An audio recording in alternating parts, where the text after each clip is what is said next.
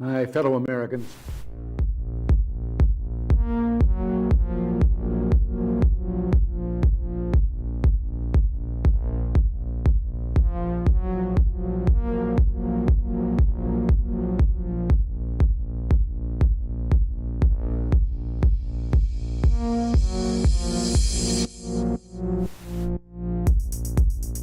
let's talk about the situation at the border. We've seen a huge surge in migrants crossing the border since January. The number of children in custody higher than it was than its 2019 peak during the Trump administration. Your colleague Veronica Escobar of Texas called the conditions there unacceptable. She was there on Friday. Is she right? What more must be done? Actually, the facts are these. There are more children, about 600-700 more children, unaccompanied children, coming over the border. This is a humanitarian challenge to all of us. What the administration has inherited is a broken system at the border, and they are working to correct that in the children's interest. I'm so pleased that the president, as a temporary measure, has sent FEMA to the border in order to help facilitate the children going from one 72-hour issue into where they are cared for as they are transferred into family homes or homes that are safe for them to be. And I have to confess, I knew nothing about their suffering until 2021, when I volunteered to help the Biden administration with the crisis at the southern border. As part of Operation Artemis, I was deployed to the Pomona Fairplex Emergency Intake Site in California to help HHS, Office of Refugee Resettlement, reunite children with sponsors in the United States. I thought I was going to help place children in loving homes. Instead, I discovered that children are being trafficked through a sophisticated network that begins with recruiting in home country, smuggling to the U.S. border, and ends when ORR delivers a child to a sponsor. Some sponsors are criminals and traffickers and members of transnational criminal organizations. Some sponsors view children as commodities and assets to be used for earning income. This is why we are witnessing an explosion of labor trafficking. Now, whether it's intentional or not, it could be argued that the United States government has become the middleman in a large-scale, multi-billion-dollar child trafficking operation that is run by bad actors seeking to profit off of the lives of children.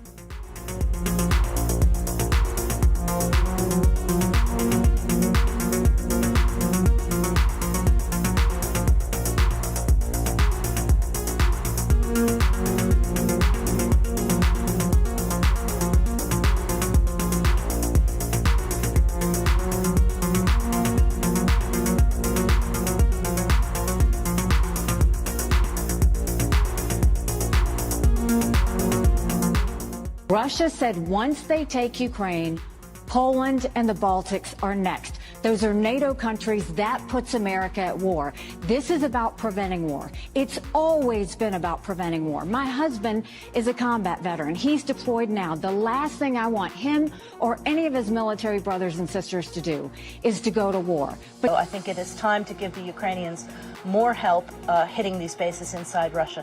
One of the reasons that the administration has hesitated is because they believe it will escalate things even further with Russia pull the U.S. further in. Why not? Why do you think that's a good idea? Because it's Russia that has escalated this war. Russia has learned how to pull its forces back out of the range where we have allowed Ukraine to use our weapons and get our support. American media outlets have spoken to scores of people from Ukraine, and they've done scores of interviews with Ukrainian President Zelensky. We ourselves have put in a request for an interview with Zelensky, and we hope he accepts. But the interviews he's already done in the United States are not traditional interviews. They are fawning pep sessions specifically designed to amplify Zelensky's demand that the U.S. enter more deeply into a war in Eastern Europe and pay for it. That is not journalism. It is government propaganda. propaganda of the ugliest kind, the kind that kills people. At the same time, our politicians and media outlets have been doing this, promoting a foreign leader like he's a new consumer brand. Not a single Western journalist has bothered to interview the president of the other country involved in this conflict, Vladimir Putin. Most Americans have no idea why Putin invaded Ukraine or what his goals are now. They've never heard his voice. That's wrong. Americans have a right to know all they can about a war they're implicated in, and we have the right to tell them about it because we are Americans too. The idea that we're going to send in offensive equipment and have planes and tanks and trains going in with American pilots and American crews, just understand, and don't kid yourself, no matter what you all say, that's called World War III. A U.S. official has confirmed to CBS News President Biden has given authorization for Kyiv to use U.S.-supplied long-range weapons to strike deep into Russian territory.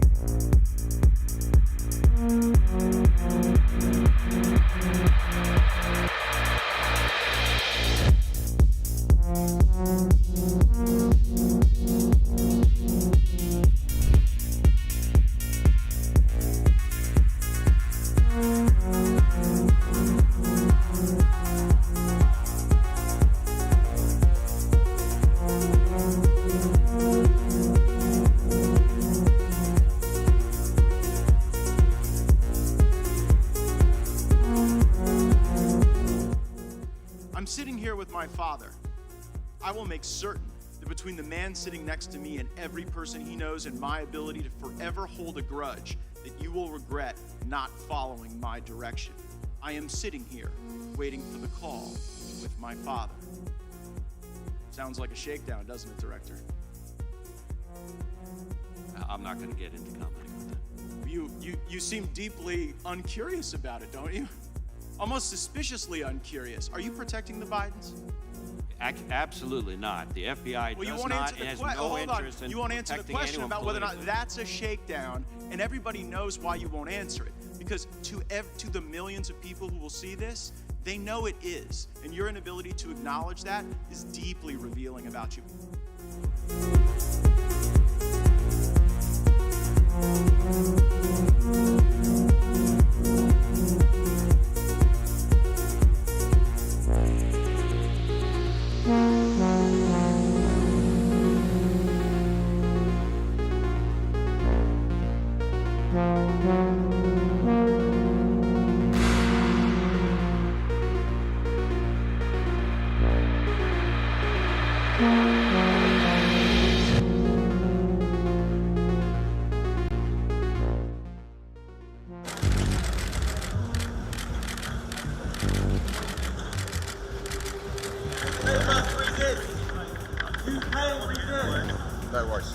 British police came into the embassy and arrested.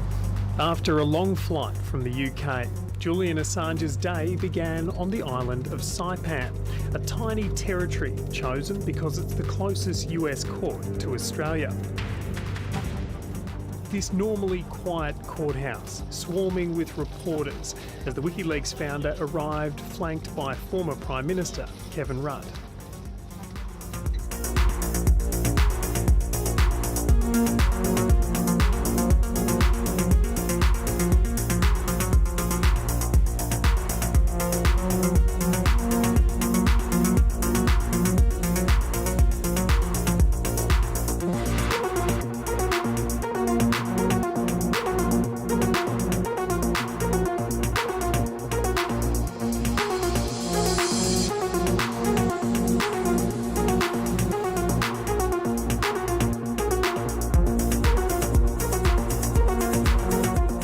Individual used an AR-15 in order to act out his assassination attempt. An AR-15 has a range of about 400 to 600 yards.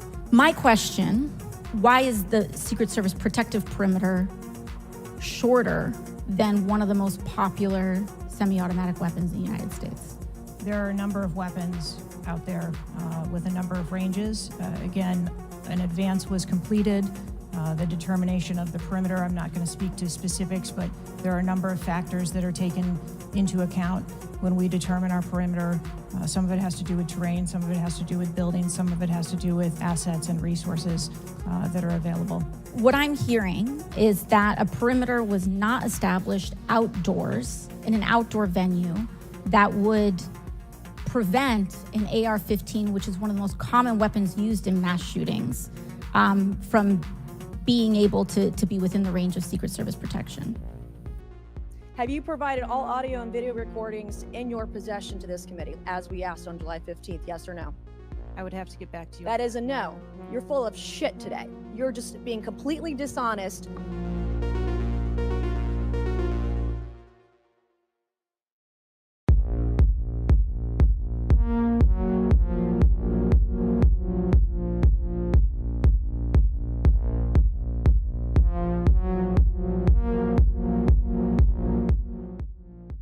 So what is the threat to democracy? People on both sides, people in power, saying out loud that they want to control what you get to hear and see. It is real, it is a threat, and it is happening and growing. And I'll tell you what, punishing thought is on the agenda. And I just heard it from someone who's not a kook, not Alex Jones, not Tucker Carlson, one of the most sober and intelligent politicians of our time, Hillary Rodham Clinton. I think it's important to indict the Russians, just as Mueller indicted a lot of Russians who were engaged in direct election interference and boosting Trump back in 2016. But I also think there are Americans who are engaged in this kind of propaganda. And whether they should be civilly or even in some cases criminally charged is something that would be a better deterrent. Meta CEO Mark Zuckerberg admitted that the Biden administration repeatedly pressured Meta to censor content, including information about Hunter Biden, and Zuck admitted that he also regrets complying with these demands. In a letter to the House Judiciary Committee Chairman, Representative Jim Jordan, Zuck writes, quote, "The FBI warned us about a potential Russian disinformation operation about the Biden family and Burisma in the lead up to the 2020 election. That fall, when we saw a New York Post story reporting on Joe Biden's family, we sent that story to fact checkers for review and temporarily demoted it." You know, you do some tweets that seem to be, or at least give support to some who would call others conspiracy theories. Well, yes, but I mean, honestly, you know, some of these conspiracy theories have turned out to be true. Which ones? Well, like the Hunter Biden laptop. That's true. Yeah. Yeah. I am in awe of Ms. Jankowicz. When the department picked her, did it know that she had said that Mr. Hunter Biden's laptop is Russian disinformation? Did it know that she had vouched for the veracity of the Steele dossier? Senator, let me repeat myself and add an additional fact. One, we do not discuss internal hiring processes. I think you've got no idea what disinformation is, and I don't think the government's capable of it. Do you know who the greatest propagator of disinformation in the history of the world is? The U.S. government. Think of all the debates and disputes we've had over the last 50 years in our country. We work them out by debating them. We don't work them out by the government being the arbiter. I don't want you to guardrails. I want you to have nothing to do with speech.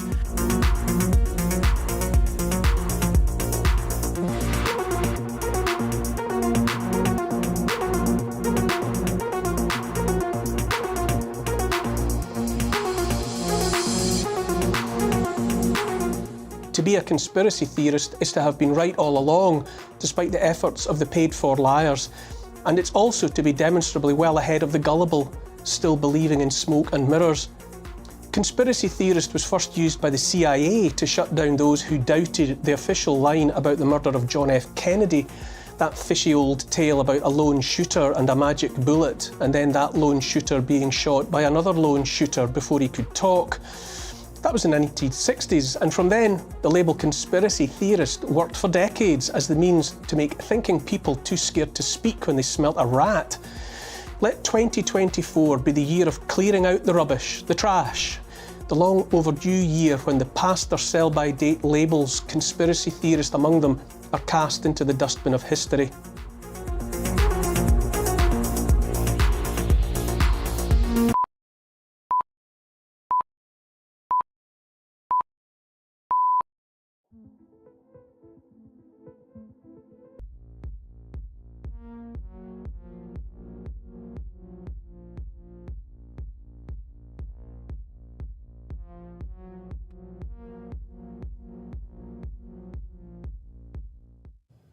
And wake up, everybody. Welcome into Redacted. I'm Clayton Morris. I'm Natalie Morris. We're live from the Rocky Mountains. Good to see all of you. 2 p.m. Mountain Time, 4 p.m. East Coast Time. We've got a busy show for you on this Thursday. Representative Eric Burleson is going to be joining us from the Oversight Committee because, wow, new revelations about the Biden scandal, the Biden cover-up. Who was actually running the Biden White House? The auto pen scandal. It just got way worse, and President Trump weighing in on that. So will we get answers in testimony in front of Congress? Who was actually running things while Biden was weekend at Bernie's? We're also going to talk about the FBI saying, oh no, Epstein killed himself. We have proof. Oh, you have footage? Not exactly. There's a video. Yeah. Okay. This continues to smell fishier and fishier.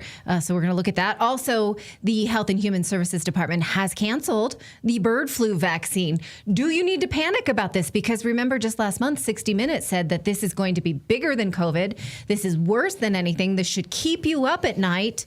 We're going to let you know if you can sleep tonight or not. You'll hear it from us. Also, Democrats are spending $20 million to figure out how to communicate better with men. Here's an idea. Maybe not hiring men who dress up in women's clothing, pretending to be women. Maybe that's a good place to start. We'll talk about that also on today's show. I should mention today is our Rumble Premium Day. You'll have a free show. The whole show will be free. But at the end of today's show, we're going to hang out because it's Rumble Premium afternoon. We're just for Rumble Premium subscribers, going to hang out a little bit. And yes, that is behind the Rumble Premium subscription. So if you're one of those people, join us, and we'll hang out after the show. But we've got a lot of news to get to on this Thursday, so let's jump into it, shall we? We want to talk about this Biden cover-up because it's getting worse by the minute. Why? I mean, who was really running the Biden White House over the last 4 years? Earlier this week, we had on journalist Jared Stepman, who wrote a great piece called Biden's Presidency is a Scandal of Historic Proportions. The secret group of people who were running the White House, the executive branch, because the president was essentially brain dead, a weekend at Bernie's style. Well, over the past 24 hours, it just got worse because DNC Vice Chair David Hogue was caught on camera by Project Veritas over lunch or dinner or whatever it was, basically spilling the beans on exactly who was running things at the Biden White House. Watch. Ultimately, the bigger issue was like the inner circle that was around Biden. That's it. And I can't stress to you enough. Like Joe Biden's chief of staff, had an enormous amount of power. Joe Biden? Joe Biden's chief of staff. That was like an open secret at the level. I would avoid him. He was scary. What was his name? Anthony Trump. I've never seen him. Exactly. What do you mean? He's like a shadowy, Wizard of Oz type figure. That's what made him so I knew how he looked, but the general public wouldn't know how this man looked. But he wielded an enormous amount of power, and I can't stress to you how much power he had at the White House. I can't stress to you how much power he had in the White House. So he was like a shadowy figure, didn't really want to be on camera, didn't want to really be interacting with anyone, but he was really running the White House. And it makes a lot of sense when you think about the conflict that we heard, the fighting that was taking place between Jill Biden and the Obama team, which was essentially trying to push Biden out, trying to make sure that he wouldn't run, that he would actually say, I'm not going to run after all. Yeah. Writing this letter, submitting this letter saying, I'm going to do what's right for the country, what's right for the party, I'm going to step aside. And then in subsequent interviews, Biden almost seemed to not even really know about the letter and almost not even really admit that he wanted to drop out, like he was sort of forced to, and there was fighting inside the White House. Reportedly, at the time we covered it here, Jill Biden sort of screaming matches with like Team Obama. Is there any way that we could see this, because we have so few answers at this point? Is there any way that Jill Biden was only protecting her husband and that there was someone else manipulating her? Is there any way we could give her a pass? That's a possibility. We really don't know, right? That she was only protecting her husband. I have no idea, but we do know we had Joe Biden early in 2024 saying, I am running. So there were clearly people in power who wanted to keep it, who felt like Joe Biden's name and body was the only way, in fact, to do that. Well, and it's a brilliant strategy, right? Because if he's still there just in body but not in mind, then the wife can control things. I mean, this is exactly what happened with Woodrow Wilson. I mean, he was essentially in a coma, and the First Lady was running the United States of America. And so because he was there, he was still alive, she could call the shots. Mm-hmm. She was, basically able to play defense and say, well, here's what the president wants here. I'm speaking on behalf of the president. I mean, in many ways, this is a constitutional crisis, but you had a group, as Alex Thompson wrote just reported and told Jeffrey Goldberg from The Atlantic, what a group of guys this is, that basically that there was a Politburo secretly running the Biden White House, and his aides were basically willing to do all sorts of undemocratic things to stop Trump. He co-authored that book, The Original Sin, President Biden's Decline. He wrote it with Jake Tapper. To me, this was like maybe the most revelatory piece of this reporting that's come out, because we knew all the stuff that Jake Tapper's been talking about. It seems like he's the one that didn't know about it. Right. Oh, it's been super fun to watch his revelation that politicians and the government lies. That's super fun for you to, learn in your 50s after a lifetime of journalism. But Alex Thompson, his reporting actually is pretty interesting here. He asserts that a secret cadre of aides ran the White House like a shadowy Politburo that concealed President Biden's failing mental health. So this group of aides was essentially calling the shots. And therefore, then, what does that mean for the auto pen piece of this? Like, you're going to pardon these individuals. Do you think Biden was sitting there calling up his staff, I really want to pardon these individuals? No, he wasn't. This secret group of aides running the White House was calling the shots and then choosing who was going to be using this auto pen and how they were going to push this forward for all these pardons. Now, look, these are professional criminals. They must have known that what they were doing was wrong, which means they will have a professional way to have hidden this. Now, just a few hours ago, Senator Ron Johnson said that he intends to subpoena Jill Biden to ask questions about the president's decline in order to surmise who was doing what when, who was covering up with who. So you have to imagine that we're not going to find a paper trail. Let's say, oh, you pardoned this person. What aide was in contact with this person who told you to do it?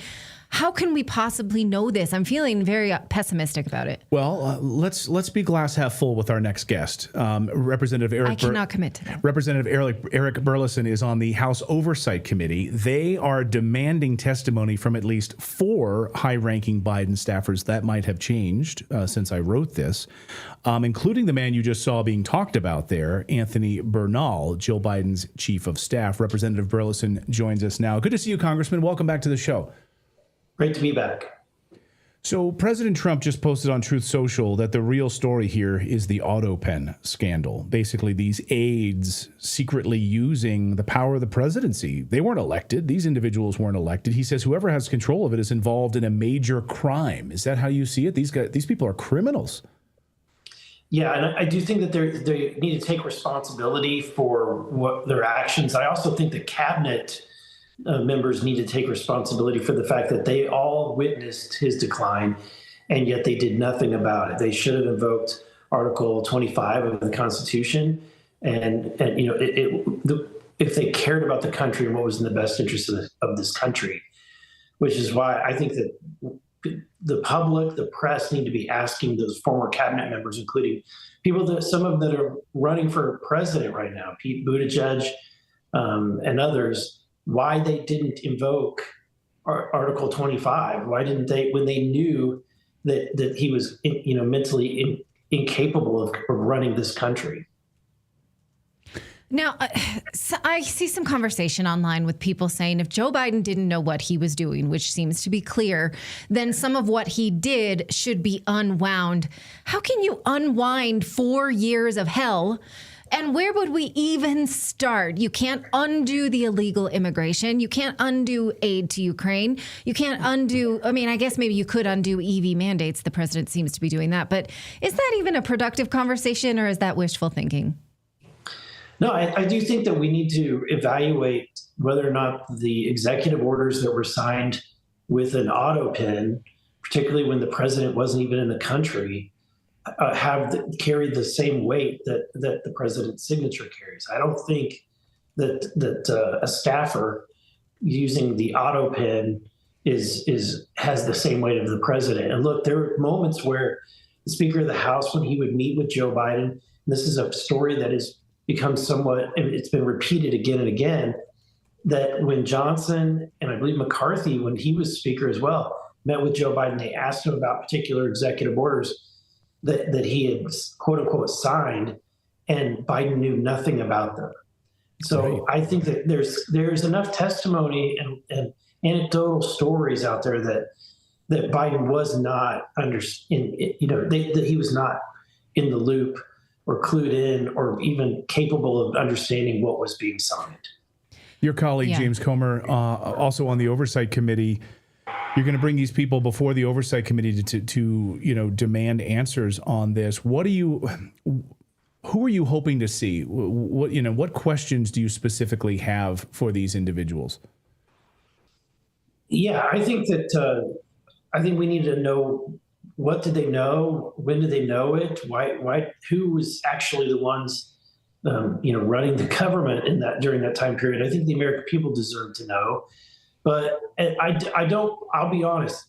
I think that for me, while we need to get to the bottom of this, to me, this is a tangential issue. We need to focus on moving forward on a lot of the policies, which is why I think that, look, he did a ton of damage to this country, and I don't want the history books to ignore all the damage that Joe Biden did and to ignore this scandal. But what's done is done, to your point, and I think that we ought to make it a priority to focus on where we go from here and how do we make things better for the United States? How do we correct some of the damage that the Biden administration has done? But I also think that we can do both. We can spend time on this. It just, in my opinion, it shouldn't be the number one priority of Congress right now. But yeah, I mean, there's always the.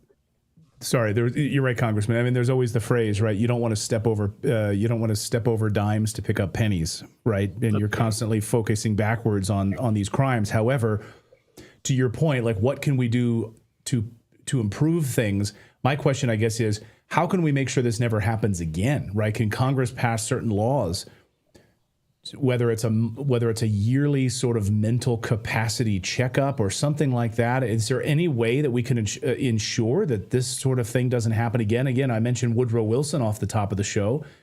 We know that this has happened before, and it just happened while we have 24-hour social media and 24-hour cable news channels. It happened right in front of our faces 100 years after Woodrow Wilson. Yeah, and I think that we do have the constitutional amendment in place. It wasn't utilized, and we had no help from the press in this. I think that one of the groups that needs to be brought forward are officials of the press who absolutely knew and were covering up this scandal as well. Because look, you're part of the press, but I think that you understand that you hold a responsibility for keeping this republic alive and keeping our rights and our freedoms. And that means you have a sacred honor as well as the people who are elected like myself. I think our press let the country down in this moment. And I think that also those officials who were, whether it's the vice president or members of the cabinet, let the country down. And the question, to me, the law is in place. The question is, how do we now make it so that if it ever happens again, that a future cabinet will be compelled to take action as opposed to just sit on the sidelines and try to ignore it. It's also, People go to jail all the time for taking advantage of elderly people. I have a friend who runs a nursing home, and they have to have high security so that children and grandchildren don't come in and ask grandma to sign away money that they then are the beneficiaries of. This happens at a very low level all the time. So how can it happen at the upper echelon of our country, and how can we criminalize people for doing it in small measure when it clearly happened in large measure? So, you know, I think that we want to see some people who were manipulating an elderly person held account, don't we? I mean, Congress doesn't have the power to punish anybody. All you could do is refer to the Justice Department. Yeah, refer to the Justice Department, and then hopefully the D.C. District Court judge, or the prosecuting attorney, Janine, will now be able to take action on that. But at the end of the day, I think Congress needs to investigate and then refer it to the Justice Department for action. So I think that there's an opportunity here. There is a possibility. I shouldn't say opportunity. It's a possibility that that people might face criminal prosecution, and maybe that's the stick that we need in order to make sure that this doesn't happen again. Yeah. Representative Eric Burleson, good luck with this. I mean, we'll be watching to see what kind of answers these guys are forthcoming with. And once again, I bring up that this is the exact plot of the movie Dave. I cannot let this go until every single one of our audience members watches the movie Dave. She's trying to push this movie on every one of our guests, Congressman. Have you seen this movie? Yes. It has been so long since I've seen it, so I've forgotten the plot. You must rewatch the movie because we again had an independent press pushing back. I'm sorry. I'm going to tell everybody to watch this movie as a template because we were warned. Well, with an incapacitated president while people on aides were running the White House around everything. Yeah, it is exactly the plot of that. Yeah, and it's a delightful movie, but it's not supposed to happen in reality. Right. It's supposed to be a comedy, and this was not a comedy. Congressman, great to see you as always. Thank you so much for joining us. We appreciate it. Thank you. God bless. God bless. And now you have your movie watching for the weekend, Congressman. I can't let it go. I know. It's just because you had these nefarious people who then were, in fact, indicted by the Justice Department because of what they did. No. Okay, so no. All right, we have more news to get to. What are we going to talk about, Clayton? We're going to talk about Epstein. Yeah, because Dan Bongino on Fox and Friends, these guys, by the way, they only do Fox News interviews. They will not do any independent media interviews anymore. It's very odd. Who's guarding the hen house right now? It's kind of crazy. Anyway, they were on Fox News saying that, Epstein did kill himself. There's video. What kind of video? Really? Well, we have a lot of questions about that. And so, by the way, does the brother of Jeffrey Epstein, as to why certain people weren't investigated, like the EMTs, the hospital staff, all of those individuals left out of the DOJ investigation. So we're going to speak with a former FBI whistleblower about all of that on the show. But first, cocoa flavanols. I don't know if you guys know about this, have insane health benefits. I'm talking about boosting nitric oxide, improving heart health, regenerative brain cells. Listen to world-renowned scientist from Harvard, Dr. William Lee, explain this. Watch. Do foods stimulate stem cells? And the answer is yes. First one I want to show you is cacao or chocolate. It turns out that studies have been done where if you take flavonols and make a hot chocolate out of it, and you drink it just twice a day, 2 cups a day, for 30 days, you can start by measuring your stem cells, and this is from 16 subjects, and you can make the stem cell levels go up. This is 2 cups of hot chocolate, of high flavanol hot chocolate, just twice a day. By the way, all of these patients had cardiovascular disease. They had documented blockages in their arteries in their heart, and they could get more stem cells going. A larger study, 20,000 people in Germany, showed that those who ate 7.5 grams of chocolate per day lowered the risk of heart attack or stroke by 39%. It's not the dairy in the chocolate. It's not the sugar in the chocolate. It is that natural chemical in cacao. And that's what we need to be able to do is that, the final product that we're served up by companies isn't necessarily what's good for us. But we need to be able to discern what it is that is actually in the food that might be doing us a favor. That's right, dark chocolate. But here's the thing, flavanols are the good stuff found in cocoa beans, but they're usually destroyed during the chocolate making process. That's where Black Forest Supplements comes in. This is right here. This right here is not just any old cocoa, by the way. It's a stem cell power-up. Take a look at this. If you're experiencing significant aging, slow recovery, weak immunity, blame your lazy stem cells. Cocoa flavanols activate them like a fountain of youth in a scoop. By naturally producing more stem cells, your body is going to repair tissues, help with faster healing, glowing skin, and immune support. Right now, I've asked our friends at Black Forest Supplements to give you guys a special discount, and you're going to get 40% off for the next 48 hours, including cocoa. So I highly recommend you guys go ahead and get it ASAP. The offer is good for the next 48 hours. Check the link in the description below. But if you go to blackforestsupplements.com/redacted or just use the QR code right on the screen, you get 40% off for the next 48 hours. Try the high flavanol cocoa. Good stuff. Delicious stuff, actually. So thanks to them for their support of the show. All right. Well, Jeffrey Epstein killed himself. Trust me, bro. I've seen the files. And more importantly, I've seen the video. That's exactly what FBI Director Dan Bongino just said on Fox News. Hang on, there's a video now? Oh, really? Here is Bongino saying he has video proof that Epstein killed himself, but not exactly video of the jail cell or the act itself. But trust me, bro, we're going to release this to the public. Watch. I'm just telling you what we see in the file. I just want to be crystal clear on this. I am not asking anyone to believe me. I'm telling you what's there and what isn't. Right. There is nothing in the file at this point on the Epstein case, and there's going to be a disclosure on this coming shortly. We are working through there is video. That is something the public does There's video of him killing himself. No, not the actual act, but the entire MCC Bay, there was only one camera. There's video that when you look at the video, and we will release, that's what's taken a while on this, we are working on cleaning it up to make sure you have an enhanced, and we're going to give the original so you don't think there were any shenanigans. You're going to see there's no one there but him. Right. There's just nobody there. So I say to people all the time, if you have a tip, let us know. But there's no DNA, there's no audio, there's no fingerprints, there's no suspects, there's no accomplices, there's no tips, there is nothing. If you have it, I'm happy to see it. There's video clear as day. He's the only person in there and the only person coming out. You can see it. Okay. So Fox saying, okay, yeah, there's video of every bit until he actually kills himself. We used to have video of him at every moment, but just not for whatever. But we have it up until the point. And the journalists are like, nothing else for me to say then. I guess this is a case closed. This is why you only do Fox News interviews. Yeah. Like that you get no pushback. I accept this unequivocally, sir. Yeah. That's why, again, you won't go on independent media, do any kind of interviews. They're totally guarding these people from doing interviews outside of Fox. Absolutely 100%. Grass Guy in our Rumble chat says, I really hope Bongino has absolutely no choice but to lie. Zareel in our Rumble chat says, dude, what about all the evidence? And then Tucson Man says he's talking shit. Okay. I love that. Thank you for that in our Rumble chat. To put it simply. So we have lots of questions and still no answers. And here are just a few of my questions. Why did the medical examiner who wasn't at the autopsy rule it a suicide? Again, the medical examiner who ruled it a suicide didn't do the autopsy, wasn't there at the autopsy. Isn't that kind of important?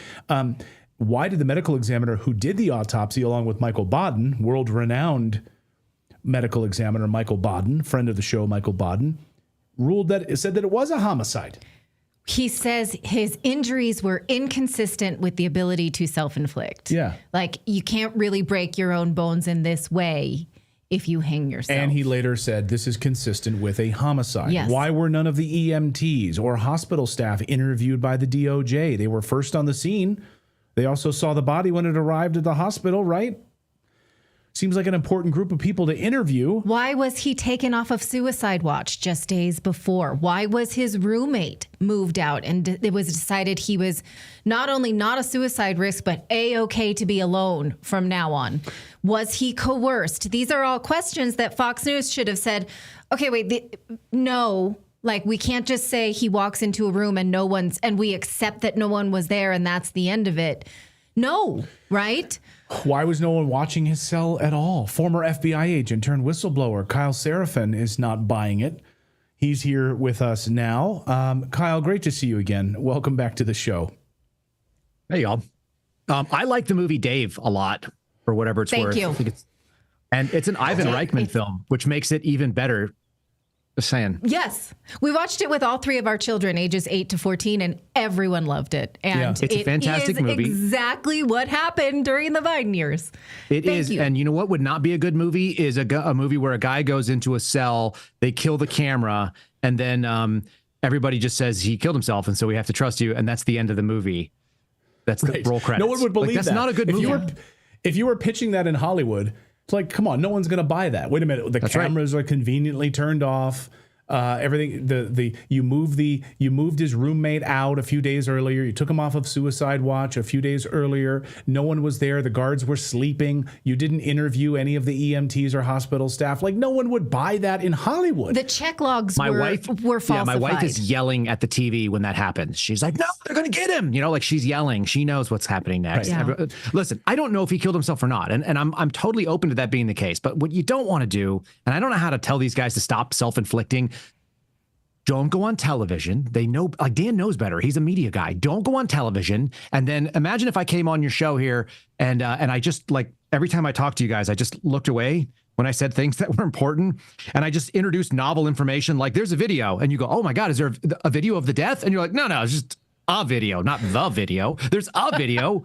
It's just, these are self-inflicted wounds. Like, if you're trying to gain credibility and you want to do that, I actually think he is trying to do that. I think he's trying to say things. I don't know what he's trying to say, but these are very imperfectly given, and they are even less credible when you're doing it with a Fox News crew that's just going to, I mean, at one point in time, they were like trying to hold his hand. He said he gave up everything, and now he's living in Washington, D.C. It's like, did you give up your multi-million-dollar stakes in businesses? Did you give up? Like, I don't want you to give those up, but like, are you saying that you don't have any money anymore and you're living on a government salary? Because I don't believe that. It's just, don't. Yeah, these are unforced errors. You don't, yeah.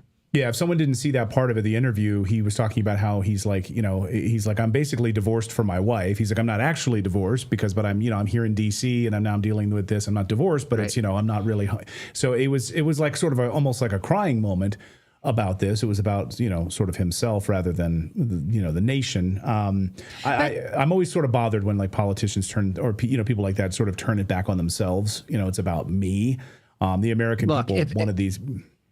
If you're getting interviewed about your story and you want to tell your story and why you did something, then great. But if you're someone who came out of an audience that had millions of people that listen to it every single day and everybody knows your story and they know why you're there, then you don't need to make it about you. You're there as the FBI deputy director, who, by the way, doesn't do interviews.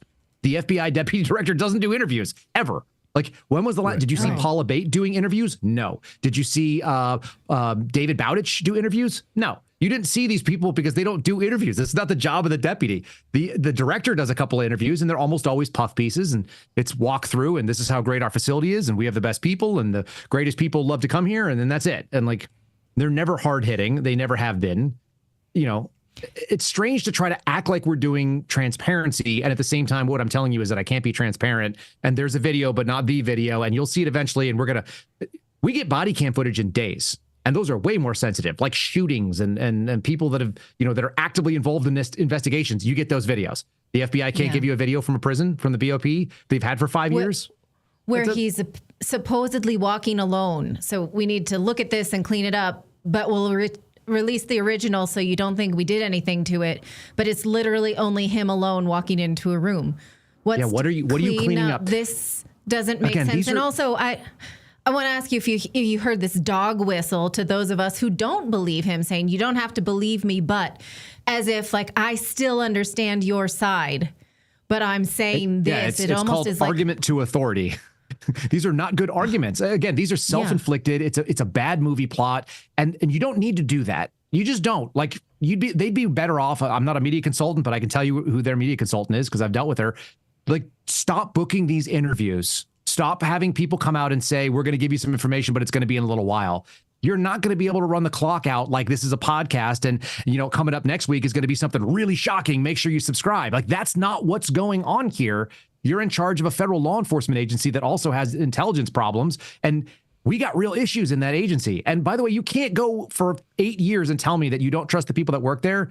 And at the same time, you trust the file that you've got that came from the people that work there and did the investigation. You can't redo it.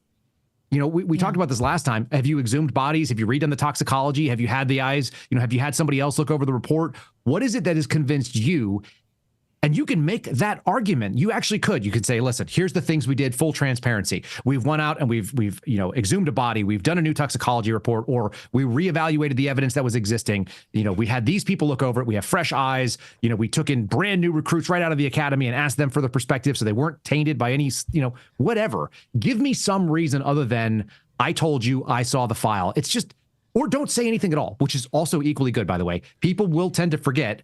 The sad thing is I saw Julie Kelly go out and say that the Epstein files are irrelevant and this case is boring and she's over it and they all got away with it and no one's going to be prosecuted. And I know how close she is with those folks. She was running that podcast circuit. She was on the radio shows. So is that my unofficial statement, is that we're never going to hear about it? Because that's what I got from it. And that makes me cringe at every level. I don't want this for America. I don't want this for these guys. Like, I actually want FBI reform. And if we don't get Epstein files, great. Give me prosecutions. I think we talked about that previously. Wouldn't it be nice if people stop, stubbing their toes or putting their feet in their mouth? Yeah. I want to play this for you because this has been a few years old now, but or not a few years. Well, maybe about a year or so. This is the brother of Jeffrey Epstein. When asked directly by our friend Tucker Carlson, do you believe the suicide narrative? And here's what he had to say. Watch. Do you think your brother killed himself? Not now. No. When I first heard he was dead from suicide, I had no reason to doubt it, so I accepted that. But then after the autopsy and after Bill Barr made that asinine statement, I said, this was not a suicide. But when you first heard the news, you thought it was a possibility that he killed himself. Yeah, I accepted it as a fact. I heard it on the news. The government didn't notify me, as they said. I heard it on CNN in the morning of the 10th. And you're his only survivor. You're the only surviving relative. Yes. He has no children and our parents are gone. And there's no other siblings. When did you start to think that he did not kill himself? Well, after the autopsy and both pathologists, the city pathologist and Dr. Barden, came out of the autopsy and they said, this doesn't look like a suicide. It looks more like a homicide. So what did you do then? Well, I figured I'd have to look into this and see what's going on. Were you shocked that he might have been killed? It came as a surprise, yeah. So as his only surviving relative, what did you do to find out what happened to him? Well, I started to inquire about what took place. The Justice Department was supposedly investigating. The initial death certificate said pending when it said cause of death, which means pending further investigation. Yes. So, but then a few days later, it was declared a suicide by the chief pathologist, who was not at the autopsy. And the questions became what. So Kyle, what stands out to you about that? The pending is interesting. Usually autopsies take a while, in my experience with death investigations, which is only a handful. I worked on an Indian reservation for a while. Even when you have open and shut cases and it's very obvious, like I had a case where we walked in and, somebody had hung themselves in a very kind of similar manner, but it was clear it was a closed and locked house in a closed and locked room with no way in, and the body was hung in such a way that actually blocked the door so there'd be no way to exit. And you go, okay. And also the person was sitting at like a pretty low height and could have stood up at any moment and was clinically depressed. I mean, that's one of the questions you ask. Did this person have a history of suicidality? Did they have that possibility in their head? Were they clinically, in the mindset where they might do it? And when they say yes, then, and all the facts line up, then you have a pretty good answer.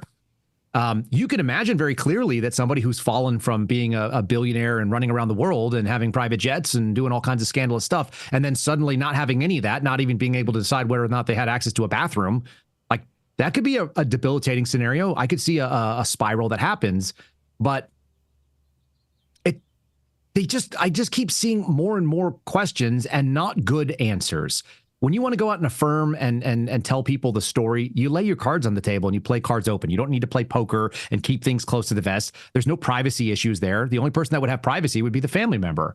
And if he wants to know the answer, I don't know that he didn't kill himself. And I don't know that it actually matters as much to anybody at the end of the day, because all of this stuff ends up being, I think it's like a laser pointer where we're attacking the red dot on the carpet like the cat, and the hand that's moving it around is keeping us away from the fact that this guy was theoretically involved in sex trafficking of minors and a blackmail operation of people who are really powerful, and none of those people have been highlighted. And that's really the issue at the end of the day for me. Like, People commit suicide, and it's sad, and it happens, and we lose far too many veterans and people that have like chosen an easy out or a permanent solution to to a temporary problem. I don't think Jeffrey Epstein had a great life to look forward to if he was convicted, but I would really like to know the people that he was involved with, because that seems far more important. And I'd like to hear like, listen, we may not ever show you all of this stuff, but we're going to get some indictments on the people that were involved in working with this man. That would have been the right answer. And so instead, we continue to, like you said, get these weird media narratives that we just feel like don't add up. Now, a couple weeks ago on our show, you said the FBI doesn't have like rooms of boxes, but they keep now saying, oh, we found these boxes in rooms that James Comey had hidden. I immediately thought of the room of requirement in Harry Potter. Like, this exists, right? Obviously. Watch this clip and then tell us again, is it possible, or is this again fiction? Or is this like the hand with the laser pointer? Exactly. Yeah, it's my ongoing analogy. Go ahead. Wait till you read the stuff that's coming out. Does he still have loyalists in the building? Because when I hear the FBI director saying, you guys are finding boxes that are hidden, okay, how does that happen in the Bureau? Well, we were there a couple of weeks, and luckily there were a lot of people up there who grabbed us by the arm the minute we came in and said, thank you for being here. You know, we need to talk. There are people there who are really horrified at what happened. And there was a room, and we found stuff, a lot of stuff. A hidden room. I wouldn't call it hidden, but hidden from us at least, and not mentioned to us. And then we found stuff in there, and a lot of it's from the Comey era, and we are working our damnedest right now to declassify. And just so you know, because I get the public, I totally understand people saying, well, do it now. The process is not all the information is ours to declassify. Some is other intelligence agencies. It's not, we literally can't do it. Once that gets done and that gets out there and you read some of the stuff we found that, by the way, was not processed through the normal procedure, digitizing it, putting in FBI records. We found it in bags hiding under Jim Comey's FBI. You're going to be stunned. Okay, Jim Comey hasn't run the FBI in a very long time. Hidden rooms. So what do you make of that? I have so many questions. Number one, somebody came up. You're trying to tell me that somebody came up at the J. Edgar Hoover building, the FBI headquarters, and grabbed you by the arm and said, I'm so glad you're here. Like the people that are in the middle of Washington, D.C., like the worst part of the FBI. It's an abominable building when you walk into it. I used to have key card access when I worked in D.C. I hated going there. You're just waiting for someone to sell you out and like not like the way that your shirt is worn or something. Like it's just full of people that are DC people. Somebody in that building came up and grabbed you by the arm and said, thank God you're here. That doesn't ring true to me. By the way, I had an FBI employee reach out to me today after seeing that interview and said 0 out of 10 chance that happened. Nobody reached out and grabbed him by the arm and said that they were excited to see him, because that wasn't the attitude. And this person's been working there for over a decade in that building. So I don't know. I mean, I feel like Dan is telling like an apocryphal type story. Like people were excited to see us, but like where those people were, if you're trying to tell me they were in the Hoover building, that's really hard for me to believe. You're also talking about people that have a vested interest in lying to you, in deceiving you, in putting you down rabbit holes. I've had people call and tell a mutual friend of mine who's a whistleblower attorney, say things like they're letting them run out rope on things that do not matter. And they're laughing about it and texting in the middle of like their meetings and briefings. So the people that are trying to keep the FBI director and the deputy director busy chasing their tails are sitting in the same meetings where the deputy director and the director are getting either advice and or laying out their priorities, and they're being mocked while it's happening in those rooms. I can't validate that, but that sounds true because I've been in the FBI and there's a lot of really nefarious actors. I've had people come and scream at me for doing things that made perfect sense, like asking why people took a knee for BLM, and I was the bad guy for it. So in an office and an agency that's particularly in DC that's full of those types of people, I don't buy the arm story. The second thing is like, what are these boxes of files that were not properly put into the process? First of all, what grasp do they have of what is or it is not the proper process? Are these things evidentiary? Are these things, items that were waiting for a shredder and they just didn't get shredded because they got thrown in a room because somebody is too lazy, which is very probable? How did they get created? Are these made on a typewriter because they weren't digitized? Like, what are they? What kind of documents does anybody have laying around? I worked in an old building when I was working for the Bureau out in Manassas. So I was on an offsite, and we had an old building. It had been there since like the 80s. And I remember going through some of the cabinets and finding old things. You know, you find like gyroscopic binoculars. I told my friend they were like 18 inches long and they were made for looking out of planes. They're really weird. So you find some stuff like that. I found a box of cassette tapes that were unopened. You know, I found like a Rolodex that had it had like a bunch of empty Rolodex spots in it, which people used to have. Like, you find old things in FBI buildings for sure, but are they of value? Are they specifically from Comey? And then, like, if they're not digital, seriously, how were they generated? Where were they generated? Yeah. Why are they just printed with no, if they were printed off on any government computer and they are classified, there's a record of them at another agency. So what are they talking about? Like, none of that makes any sense. There's so many holes in that story. Right. It just seems like a weird place to go. New, you know, like some kind of plant as well. Like, how do you know the authenticity of it? And I saw Mission Impossible over the weekend, and I know that if there's an AI crisis, there will be a room full of people typing out our history to remember. On analog tape. Right. Yeah. So that's possible. I couldn't find a typewriter at the Bureau. They used to actually have what's called a steno pool. So there used to be people, the FBI agents would come in on cassette tapes. I have one of those old machines because they told me they didn't want it. And they'd put in like a regular cassette tape, like we remember from the 80s, and you'd hit record, and you would record your interview notes or like your field notes from surveillance, and then you would give it to a lady, it was always a lady, who would type it up on a typewriter and then give it back to you, and then you would go back and correct it for grammatical errors with a red pencil, and then you give it back to them, and then they'd retype it up. Like, is that what we're talking about? Because why is there an analog system of anything in 2025? And Jim Comey came in the modern era. I typed all my papers in high school and in college, right? And so did Jim Comey. So what was he generating? Are they handwritten notes of stuff? And why are they declassified?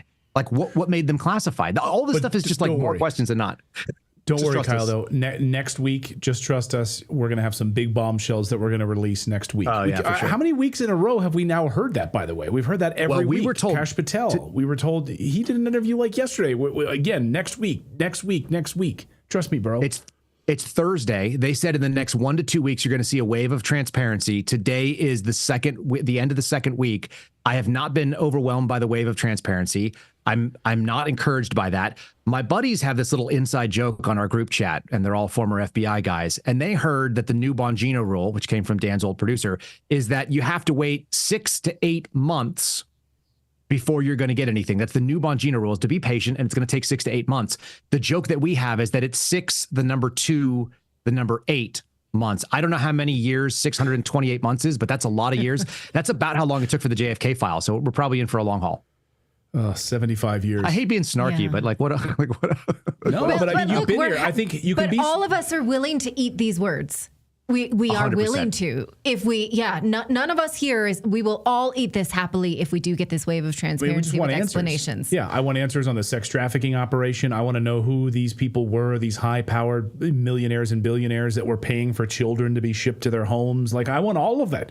And I will gladly eat my words. I'll come back on here and I'll wear a dunce cap if I have to. I'll wear one too. I'll make my own. All my kids make them. I got little kids. They love making a hat for dunce purposes.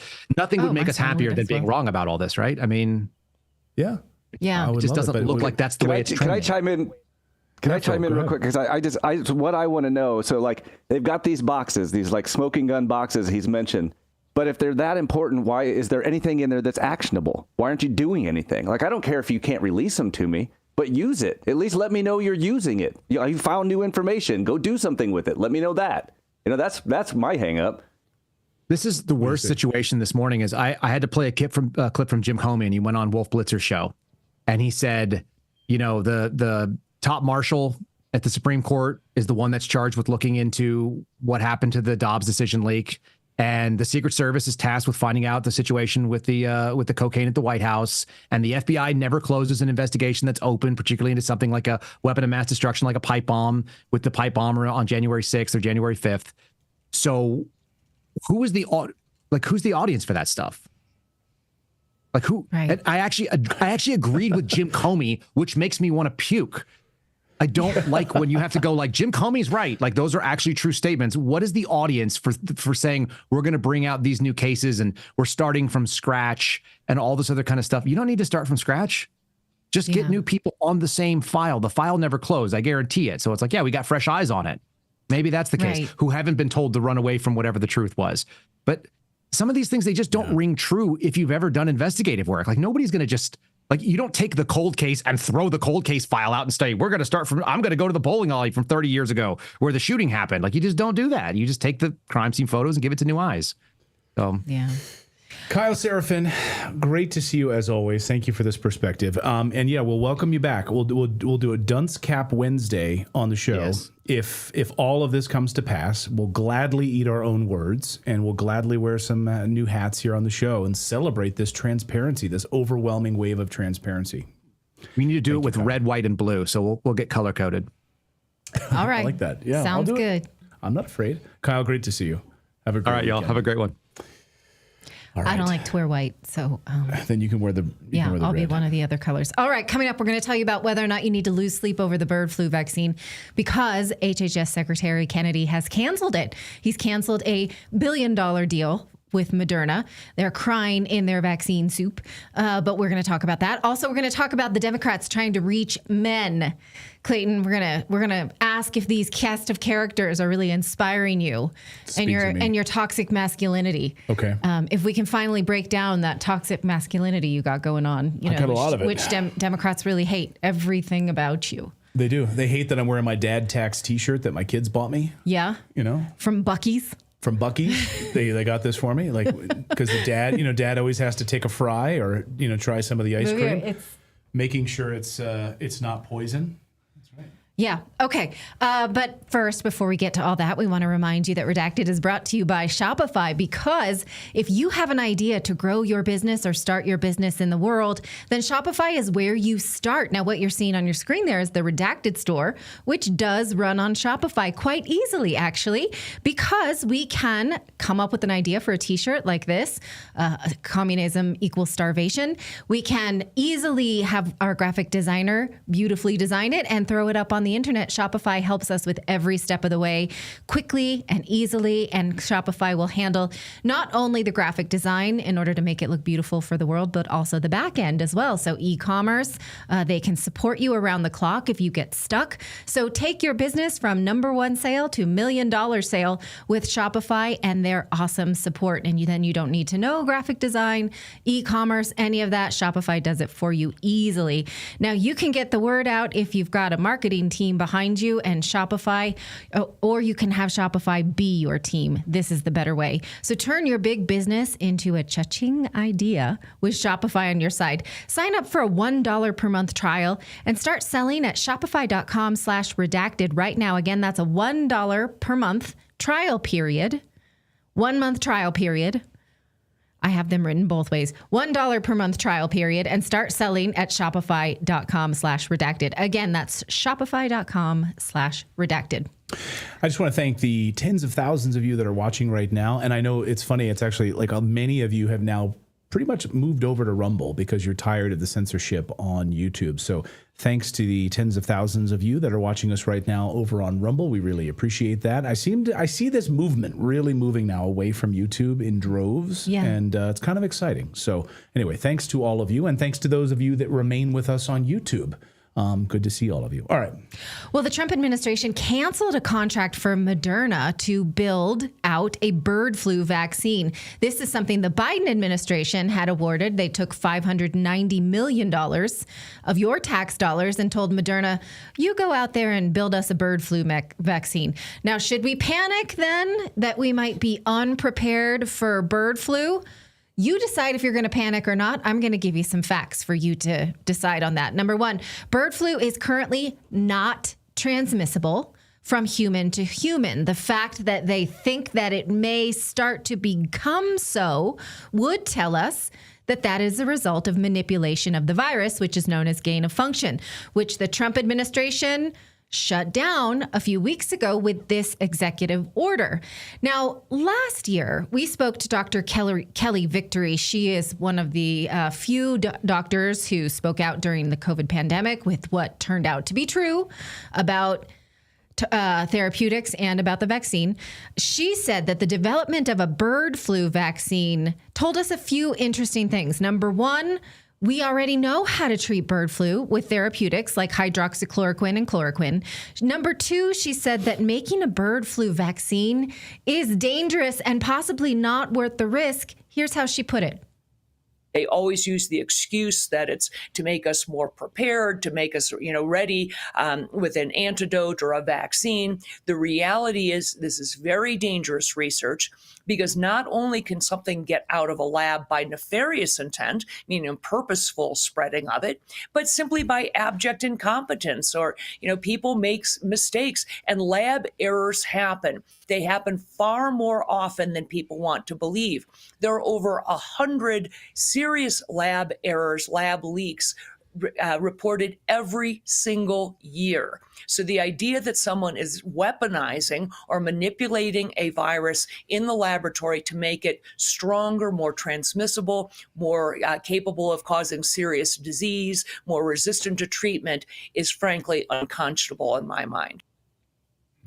All right. Well, last month, April of 2025, 60 Minutes did this terrifying report about how bird flu is poised to be the next pandemic.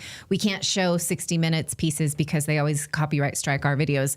But here is the transcript. This virologist said that it's not just the number of human cases that's alarming, but that the virus is jumping to more mammals.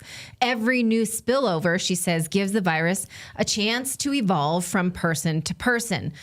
That it would just magically do that on its own, not by gain of function, but just it would, even though we know right now it doesn't. Okay. She says she can't sleep at night, and we need to be actively testing for bird flu all the time before it explodes into a pandemic before our very eyes. Bill Whitaker said that this would make COVID look like a walk in the park. Well, HHS is apparently not as concerned as 60 Minutes is, because they may surmise that without gain of function research, we wouldn't need a vaccine to vaccinate against the virus that was manipulated in the lab. It is like shampoo and conditioner. Do you know what I mean by that? Like, conditioner solves the problem that shampoo creates. It dries your hair out, and then I've learned this because Yes. I'm married to a woman. Right, exactly like that. So maybe if we just don't do the shampoo, we won't need the conditioner. Maybe But that's why men, we throw it all together as body wash, shampoo, and conditioner all in one thing. This analogy is off the rails. That's not okay. Let's get back to bird flu. I just brought that up because my 13-year-old daughter, she's like, men are crazy. Men will just get one thing of body wash, toothpaste, shampoo, and conditioner foot powder in one bottle. She's like, men are crazy. Okay. Again, if we are not doing gain of function, then maybe we don't need a vaccine for the hypothetically manipulated virus, unless you knew there was going to be an unless or a but. A private company funds the vaccine. Because Trump's executive order only applies to government-funded research, a private company could decide to still go ahead and make a bird flu vaccine on a gamble, like a company maybe owned by somebody with a name that rhymes with Schmillmates. You get what I'm going with here? Yeah. Yeah. So are we glad that our taxpayer dollars will not fund a bird flu vaccine? I am. You decide how you feel. Do we feel comfortable that nobody else will be mucking about with the bird flu? I don't. But that's, again, I'm just giving you some facts. You decide how you feel. All right. I'm only going to allow you to decide how you feel for a little bit longer, because I'm going to switch sides now and pretend that I'm a liberal, and I want to tell you exactly how to feel. That is the new Democratic strategy is, Clayton, everything you feel as a masculine person is toxic. You need to stop it. And I'm going to tell you exactly how to feel. That's the new Democratic strategy we're going to talk about in a second. It's not learning from each other, but really talking down to you. I'm going to have to practice because I don't do that in my normal life. Right. This is going to be a stretch. I'll try to see where I can go. Hope you don't hurt yourself with all the bending over backwards. I respect you immensely. I never talk down to my husband. Ever. All right. We're going to get there in a second. But I don't know if you saw what happened, of course, in Florida. Because the declining U.S. dollar, I mean, we are seeing a declining U.S. dollar. We're seeing J.D. Vance coming out at the Bitcoin conference saying, look, even my government, the United States of America, I really wouldn't put your faith and future into U.S. dollars or any government currency to support your family. That's from J.D. Vance. That's from Eric Trump, who was also there. Like, yeah, you should be investing in other things, not U.S. government dollars. And that's why gold and silver have been surging, because these government currencies are collapsing. The U.S. dollar is no different. In just the past 12 months, gold has surged more than $3,200 an ounce. Goldman Sachs sees it over $4,000 an ounce in short order. I just spoke with Gerald Celente from the Trends Journal. He says he sees it over $4,000 an ounce. By the way, he was predicting the gold surge for the past 2 years, and it's now come to pass. So what's behind this historic move? Global currencies are collapsing. Big money is in panic. That's why big banks, billionaires are buying gold in record amounts right now, as long as the dollar keeps falling. I want you to give our friends over at Lear Capital a call today. They can help you start investing in gold. And like someone said the other day in the chat room, they're like, I buy gold, I buy silver, but unless you hold it, you don't own it. And I like that philosophy. So actually buying gold and silver that you keep safe and secure in your home somewhere, or I don't know where, you keep it somewhere. It's up to you where you want to keep it. Or you can store it off-site in a 24-hour guarded facility. That's totally up to you. You do you. I know people that store it in their gun safe. Other people store it off-site. But whatever makes you comfortable, you do that. And Lear Capital can help you do that. They'll ship it right to your door, gold coins, silver bars, all of it. Or you can store it off-site, and they will facilitate that as well. But just call them. Get on the phone with them. They're an American company. Human beings will actually answer the phone. 1-800-613-3557 is the phone number. Write that down. Give them a call. Or just go to the website learredacted.com, and they will help you get started investing in gold and silver. And they're just an education company first, so there's no pressure at all. Just have a conversation with them. You're not going to be pressured into buying anything that you don't want. But if you've got a few $1,000s sitting in U.S. dollars in your savings account, now is the time to seriously think about converting that over to precious metals to protect yourself, just like J.D. Vance was talking about. I mean, you can do whatever you want with it. You can convert it over and buy Bitcoin. You can buy real estate. But I just would not have my family's future sitting in U.S. dollars or any government currency for that matter. And that's my personal view, but you do you. Again, call Lear Capital, 1-800-613-3557, or go to learredacted.com. Well, the Democrats are really struggling to understand the American male, so much so that they need to spend $20 million for this project, reported by the New York Times, called SAM, short for Speaking with the American Men. $20 million because they just don't understand half of the population. This is yet another reason not to donate to the Democrats, unless you really don't understand men, which I guess maybe you could learn something. Now, this morning, there are reports that this is one of the people that they have chosen to lead this. This is 22-year-old queer plus-sized Olivia Juliana. She confirmed this in responses on X and then sort of reposted this picture of Biden to tell us exactly what she stands for, which is... that okay, a weekend at Bernie's movie prop. Yeah, that's what she stands for. Serious question, though, not meant to condescend. What interests overlap between a man whose main interest is to protect and provide for their family and that person? And don't tell me abortion. No man is hoping their daughter has an abortion one day or needs one. Here she is talking about white men, not to them. Now notice her demeanor in that I have nothing to learn from white men whatsoever, although she presumably lives in a house probably made by men and drives a car probably made. But no, she has everything to teach them. Watch. Well, I also think it's just so abundantly clear that the people who say these things don't actually spend time talking to young men. You know this because we know each other in real life, but I spend a lot of time on college campuses. And I spend a lot of time with young men.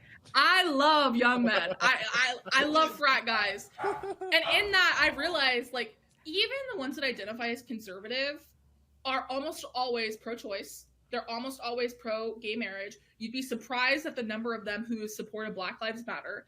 And so I feel like people just kind of lump them into this box when the truth is, again, a lot of them are with us on the issues. They're just not part of our coalition because they feel like they're not welcomed in it. So she can really bring these people in by condescending them, I believe. It has become so comical that the Democrats don't understand the American male, that the Babylon Bee hit this one out of the park, that Dems' plan to win back men is having a gay guy grow a beard. Why can't they see this clearly? What is so hard to understand about men? Kenny Webster is a talk radio personality and a producer from Texas. His X feed is black pill all the way, and he joins us to react because when there are just no words, we got to talk it out. Now, you're a man. Is this doing it for you? Guilty. By the way, before we start, I just want to plug my 5-in-1 real quick. It's a shampoo, a conditioner, a body wash, a toothpaste, and the bird flu vaccine. You can get it on my website. And I don't think Olivia Giuliani can take it because they say that these things cause blood clots. We won't even go there with it. I love that you guys used her of all people as an example. Of course, the Democrats did too.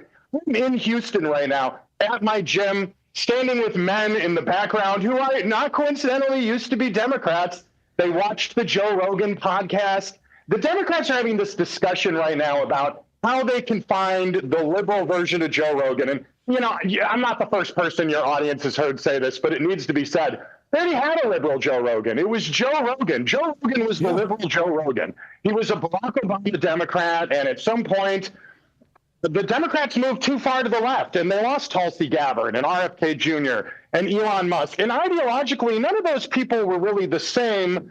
They were just somewhere left of center, and now they're right of center. And so the Democrats are going to spend $20 million to try to figure out what exactly it is that American men want. We don't want to be called a Nazi. We don't want to be called that hanging out in a gym is toxic, or that consuming testosterone is a product of what's destroying our culture, that protein shakes are somehow destroying America. And weirdly enough, in the liberal media and academia, these are all things that they've told us over the past few years, and with very predictable results. Men don't like being told that they're terrible. Do you know what I mean?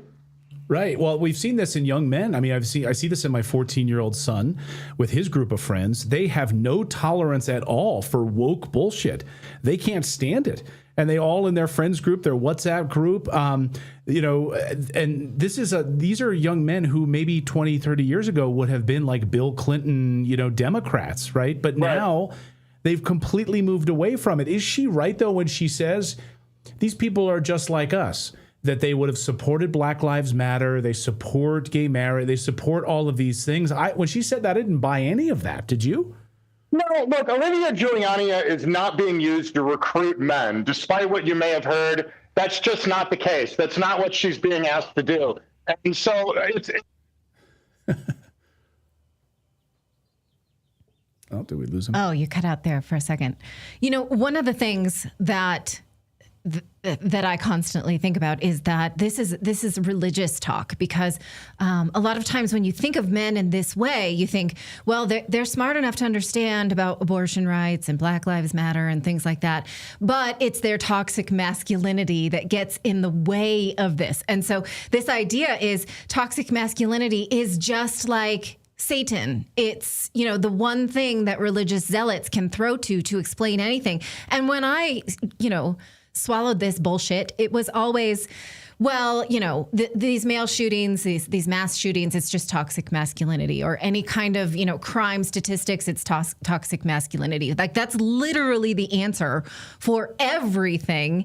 And so in which case, how can they ever understand masculinity if it's always toxic? Yeah, I mean, it's ridiculous. And they think, and this is how you're going to spend, you need $20 million to focus group this stuff. And you need to figure out that these people don't want wars, that these people don't want to be talked down to, that these people don't want to have your agenda forced down their throat on a regular basis. You've invaded everything that these young men like from gaming to sports. You've tried to ruin all of it for them. Right. You're going to have to push transgender characters when they want to play Dragon Age the Veilguard now. You have to be told you have to choose these characters that don't have a penis, it's just ridiculous, the kind of move that they're making on this. And there's a lot of narcissism that goes into speaking to people this way, because when, I was a graduate school student in very liberal university, and I really did think that there was a white male privilege that white men themselves couldn't see. I'll just finish this point and then we'll ask him again. He's back. He's back. Okay. If you want to take him or no? I don't actually hear You don't him. want to? Okay. No, I would like to, but I don't hear him. Oh. Hey, everybody. Hi. Oh, there you go. Okay. Hey, sorry. Yeah, about we're that, back. guys. Good to see you. Sorry. One of the fun things about live broadcasting is you never know what's going to happen. So sorry, I got disconnected, but I'm back. Sorry about that, everybody. Oh, it happens to us all the time. So the point that I was making, are we able to take his camera? Check 1, 2. You guys don't hear me? Yeah, we're working on it. So just keep going. Keep going. In an audio-based medium, you know, I'll make this point. This is what I was about to say. Liberals have come up with all these words to explain why we're terrible, right? Like toxic masculinity. What does that even mean? It just means you're a guy and you're being a guy. Mansplaining something is a word they invented to explain when we're explaining things. I'm mansplaining right now. How is this any different than a woman explaining things? Heteronormative is a word they came up to explain with that you're a straight, normal person. Cisgendered means you've never snipped your penis off or gotten involved in hormone therapy. They invented all these words to push us away, and because they built up these barriers, they're surprised that we left them. You know what I mean? Yeah. Yes, exactly right. Exactly. And I think that the lack of humility really strikes me because when I subscribe to this sort of, woke academia where you can fetishize these academic words and think that you know better than a white male who cannot recognize his own privilege, and then you go into a Pep Boys or you go somewhere in a contractor who actually knows how to fix things in the world, and you think, well, that's useful that you did that for me, but you don't understand your own white privilege, and I understand. It's a very condescending way to go through the world. And unless you humble yourself and realize these white men maybe they know something that I don't, because I don't build houses or fix cars. How do they live in a world based on the skills of these people, but really feel like they have nothing to teach us? Men. It's remarkable, right? Isn't it kind of amazing, too, the word chivalry? Chivalry is a word we use to describe how we expect men to behave in a public setting. There's no female equivalent of that word. What's the female equivalent of the word chivalry? There isn't one. Men are still expected to adhere to the same gender and sex roles we had in the late 1800s. Women can be a girl boss. Men are still supposed to pay for the dates, but we're supposed to accept the fact that women own more homes now. They go to college at a higher rate. But it's not enough to just stop vilifying men, because we know Democrats can't do that. The other thing they probably need to do is actually acknowledge our problems. Men are more likely to go to prison. Men are more likely to get murdered. There are so many problems that specifically and uniquely affect men. And that brings us back to the whole root of all of this. They argue, what are men doing for women? Literally everything. Men would live in a cardboard box and play video games all day on a cot if it wasn't for women. All of this is for you, women. Air conditioning, airplanes, private jets, limousines. We did all that for you. Is that not good enough? That's true. That's true. And we wouldn't be able to organize our lives without your help, with spreadsheets that you keep, all of that. Like, we'll go out and make the money. We'll go out and build the bridges. We'll go out and build the houses. Just keep it organized for us. It's not so bad. Right. How about a little stinking appreciation for whatever it is is around you that was built by men? Maybe that's where you start. All we did was build the modern world, and then we gave it to you. We'll hold the door and hold the umbrella. We're happy to do all of that. And we'll lift weights. Generally speaking, and this is the most misogynistic thing I'm going to say, all women have to do to be attractive is not overeat, right? That's really it. Look at what these men are doing behind me right now, lifting weights. That guy's going to lift 500 pounds in a few minutes, and nobody cares. And he did it all to impress women. He hides his emotions in his muscles. That's what he does, people. That is true. All you need to do is just not overeat to be attractive. Isn't that crazy? Well, and also be pedantic and condescending. That's probably pretty bad. Oh yeah, too. yeah. No one wants to be henpecked either. Would you add that into the mix, Kenny? I mean, because no one wants to be picked on. Saw a meme the other day that says, what was the meme you showed me the other night where it said, "Hey, I'm no marriage counselor, but honey, have you tried just making him a steak and being quiet?" Yeah, I mean, men are very simple to entertain. Obviously, sexual gratification is true. We don't need much, right? But at the same time, men haven't invented all of these words to put women down. And I think at the end of the day, if the Democrats are going to spend $20 million to try to go out and figure out how to win men back, and this is the thing that I would never want them to hear me say out loud because I don't want to give them free advice, really just go back to what you were doing 15 or 20 years ago, which coincidentally is now what Trump is doing. And they're calling him a Nazi for doing that. If he's a Nazi today, what were you guys 15 years ago? Exactly. That's why I said, that these young men many years ago would have been probably supporting Bill Clinton, Al Gore. Remember Al Gore went on David Letterman's show with goggles on and a hammer and an ashtray, and he said the government waste we spend. I think it was like hundreds of millions of dollars to see how many shards will break off of this ashtray when I hit it with a hammer. Government. So he was basically doing Doge before Trump was doing Doge, and we were, people would have supported that back in the day. Keep us out of wars, cut government spending, balance the budget. They lost their way. They lost their way.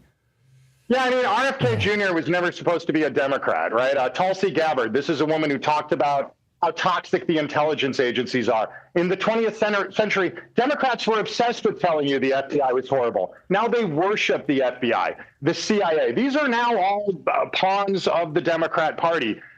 Elon Musk is another great example. Tech bros 20 years ago were some of the most liberal people in existence. What is it that pushed them to the right?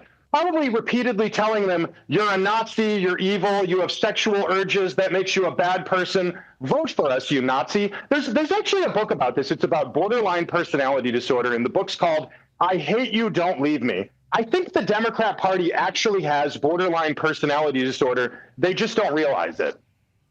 So, but some of these issues, obviously, most Republicans don't care if gay people get married. They want the best for everybody a lot. Most Republicans, they do want the same thing for black people as they want for any color of family, which is safe jobs, upward mobility, right? Education for their kids.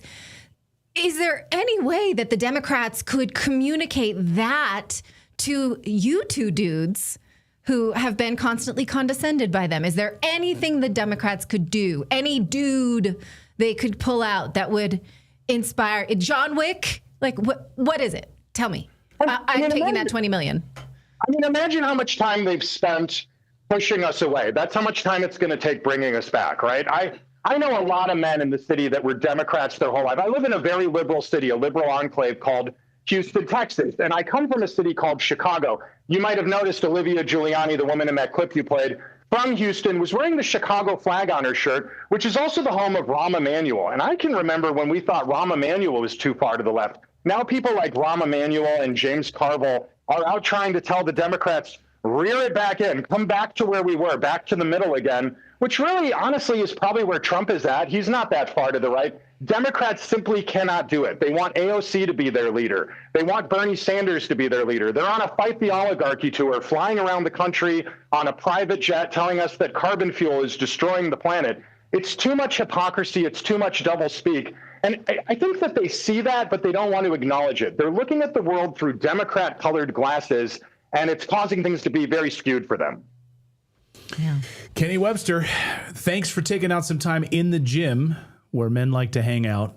I was going to be here anyway. When they told me that, when they told me what the topic was, I thought, that's perfect. I'm already going to be at my gym. You guys can hear me on dozens of radio stations all over the country. Find me on X. I'd love to connect with some of you. I love Redacted. I love what you guys do, and I'm a big fan of both of you. I love that you two do a TV show together. I don't know how you guys do it. If me and my ex-wife did a show together, we'd just be arguing about how to load a dishwasher.